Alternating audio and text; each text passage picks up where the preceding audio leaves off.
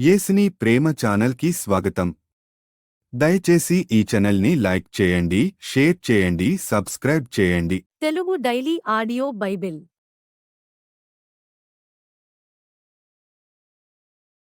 కీర్తనల గ్రంథం 119వ కీర్తన.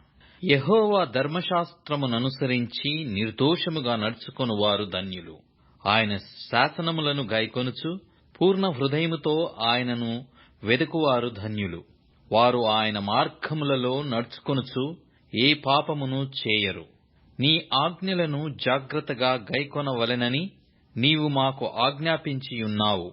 ఆహా, నీ కట్టడలను గైకొనున్నట్లు నా ప్రవర్తన స్థిరపడియుండిన నేనెంత మేలు. నీ ఆజ్ఞలన్నిటినీ నేను లక్ష్యము చేయునప్పుడు నాకు అవమానము కలగ నేరదు.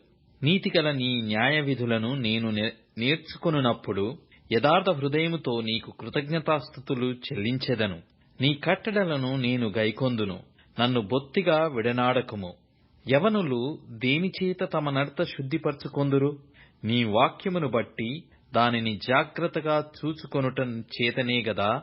నా పూర్ణ హృదయముతో నిన్ను వెదికియున్నాను. నన్ను నీ ఆజ్ఞలను విడిచి తిరగనీయకుము. నీ ఎదుట నేను పాపము చేయకుండునట్లు నా హృదయములో నీ వాక్యము ఉంచుకొనియున్నాను. యెహోవా, నీవే స్తోత్రము. నొందదగిన వాడవు. నీ కట్టడలను నాకు బోధించుము.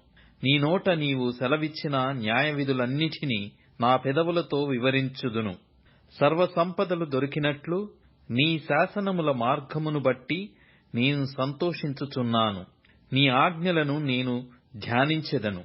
నీ త్రోవలను మన్నించెదను. నీ కట్టడలను బట్టి నేను హర్షించెదను. నీ వాక్యమును నేను మరవకయుందును. నీ సేవకుడనైన నేను బ్రతుకునట్లు నా ఎడల నీ దయారసము చూపుము. నీ వాక్యమును బట్టి నేను నడుచుకొనుచుందును. నేను ధర్మశాస్త్రమునందు ఆశ్చర్యమైన సంగతులను చూచునట్లు నా కనులు తెరువుము.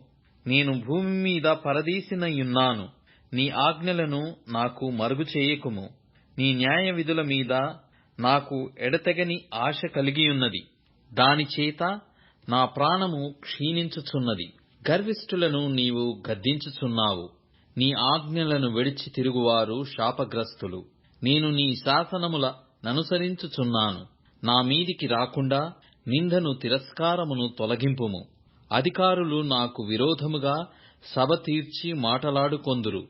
నీ సేవకుడు నీ కట్టడలను ధ్యానించుచుండును. నీ శాసనములు నాకు సంతోషకరములు. అవి నాకు ఆలోచనకర్తలయ్యున్నవి. నా ప్రాణము మంటిని హత్తుకొనుచున్నది. నీ వాక్యము చేత నన్ను బ్రతికింపుము.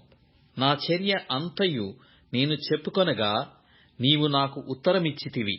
నీ కట్టడలను నాకు బోధింపుము. నీ ఉపదేశ మార్గమును నాకు బోధపరచుము. నీ ఆశ్చర్య కార్యములను నేను ధ్యానించెదను. వ్యసనము వలన నా ప్రాణము నీరైపోయేను. నీ వాక్యము చేత నన్ను స్థిరపరచుము. కపటపు నడత నాకు దూరము చేయుము. నీ ఉపదేశమును నాకు దయచేయుము. సత్యమార్గమును నేను కోరుకొనియున్నాను. నీ న్యాయ విధులను నేను నా ఎదుట పెట్టుకొనియున్నాను. యెహోవా, నేను నీ శాసనములను హత్తుకొనియున్నాను. నన్ను సిగ్గుపడనీయకుము. నా హృదయమును నీవు విశాలపరచునప్పుడు నేను నీ ఆజ్ఞల మార్గమున పరిగెత్తెదను. యెహోవా, నీ కట్టడలను అనుసరించుటకు నాకు నేర్పుము. అప్పుడు నేను కడమట్టుకు వాటిని గైకొందును. నీ ధర్మశాస్త్రముననుసరించుటకు నాకు బుద్ధి దయచేయుము. అప్పుడు నా హృదయముతో నేను దాని ప్రకారము నడుచుకొందును. నీ ఆజ్ఞల జాడను చూచి నేను ఆనందించుచున్నాను. దానియందు నన్ను నడవజేయుము. లోభము తట్టు కాక నీ శాసనముల తట్టు నా హృదయము త్రిప్పుము. వ్యర్థమైన వాటిని చూడకుండా నా కన్నులు త్రిపివేయుము. నీ మార్గములలో నడుచుకొనుటకు నన్ను బ్రతికింపుము. నీవిచ్చిన వాక్యము మనుష్యులలో నీ భయమును పుట్టించుచున్నది. నీ సేవకునికి దాని స్థిరపరచుము. నీ న్యాయ విధులు ఉత్తమములు. నాకు భయము పుట్టించుచున్న నా అవమానమును కొట్టివేయుము. నీ ఉపదేశములు నాకు అధిక ప్రియములు. నీతిని బట్టి నన్ను బ్రతికింపుము. యెహోవా, నీ కనికరములు నా యుద్ధకు రానిమ్ము, నీ మాట చొప్పున నీ రక్షణ రానిమ్ము. అప్పుడు నన్ను నిందించు వారికి నేను ఉత్తరమీయగలను. ఏలయనగా నీ మాట నమ్ముకొనియున్నాను. నా నోటి నుండి సత్యవాక్యమును ఏమాత్రమును తీసివేయకుము. నీ న్యాయవిధుల మీద నా ఆశ నిలిపియున్నాను. నిరంతరము నీ ధర్మశాస్త్రమును ననుసరించుదును. నేను నిత్యము దానిని అనుసరించుదును. నేను నీ ఉపదేశములను వెదుకువాడను. నిర్బంధము లేక నడుచుకొందును. సిగ్గుపడక రాజుల ఎదుట నీ శాసనములను గూర్చి నేను మాటలాడెదను. నీ ఆజ్ఞలను బట్టి నేను హర్షించెదను. అవి నాకు ప్రియములు. నాకు ప్రియముగానున్న నీ ఆజ్ఞల తట్టు నా చేతులెత్తెదను. నీ కట్టడలను నేను ధ్యానించుదును. నీ సేవకునికి దయచేయబడిన మాట జ్ఞాపకము చేసుకొనుము. దానివలన నీవు నాకు నిరీక్షణ పుట్టించియున్నావు. నీ వాక్యము నన్ను బ్రతికించియున్నది. నా బాధలో ఇదే నాకు నెమ్మది కలిగించుచున్నది. కొరింథీయులకు వ్రాసిన పత్రిక 3వ అధ్యాయము. సహోదరులారా, ఆత్మ సంబంధులైన మనుష్యులతో మాటలాడినట్లు నేను మీతో మాటలాడకపోతిని. శరీర సంబంధులైన మనుష్యులే అనియు క్రీస్తునందు పసిబిడ్డలే అనియు మీతో మాటలాడవలసి వచ్చెను. అప్పటిలో మీకు బలము చాలకపోయినందున పాలతోనే మిమ్మును పెంచితిని గాని అన్నముతో మిమ్మును పెంచలేదు. మీరింకను శరీర సంబంధులై యుండుట వలన ఇప్పుడును మీరు బలహీనులై యున్నారు కారా? మీలో అసూయయు కలహమును ఉండగా మీరు శరీర సంబంధులై మనుష్యరీతిగా నడుచుకొనువారు కారా? ఒకడు నేను పౌలువాడను, మరి ఒకడు నేను అపోల్లోవాడనని చెప్పుతున్నప్పుడు మీరు ప్రకృతి సంబంధులైన మనుషులు కారా? అపోల్లో ఎవడు? పౌలెవడు? పరిచారకులే గదా.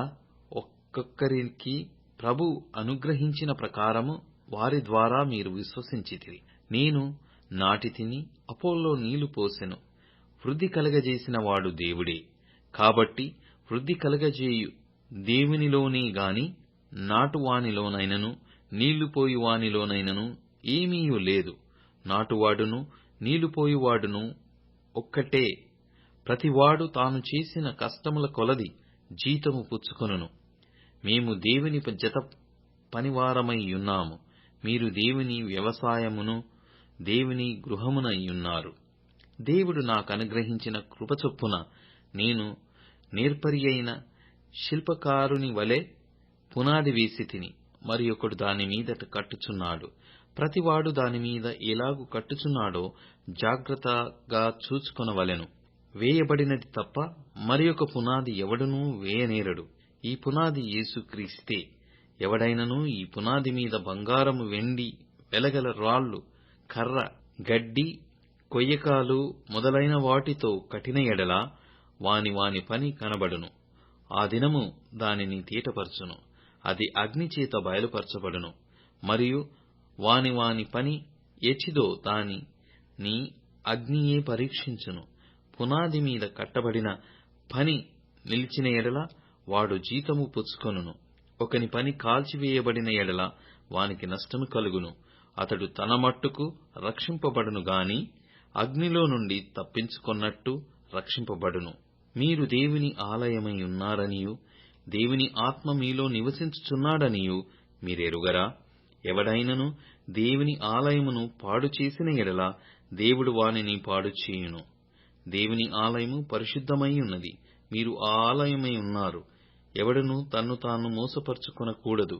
మీలో ఎవడైనను ఈ లోకమందు తాను జ్ఞానినని అనుకొనిన ఎడల జ్ఞాని అగునట్టు వెర్రివాడు కావలెను.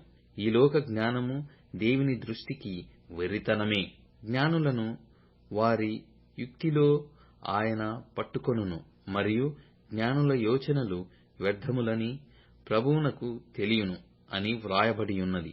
కాబట్టి ఎవడునూ మనుష్యులయందు అతిశయింపకూడదు. సమస్తమును మీవి. పౌలైనను, అపోలోయైనను, కేఫాయైనను, లోకమైనను, జీవమైనను, మరణమైనను, ప్రస్తుతమందున్న విషయమైనను, రాబోవున్నవైనను సమస్తమును మీవే. మీరు క్రీస్తువారు, క్రీస్తు దేవునివాడు. దయచేసి ఈ ఛానల్ని లైక్ చేయండి, షేర్ చేయండి, సబ్స్క్రైబ్ చేయండి.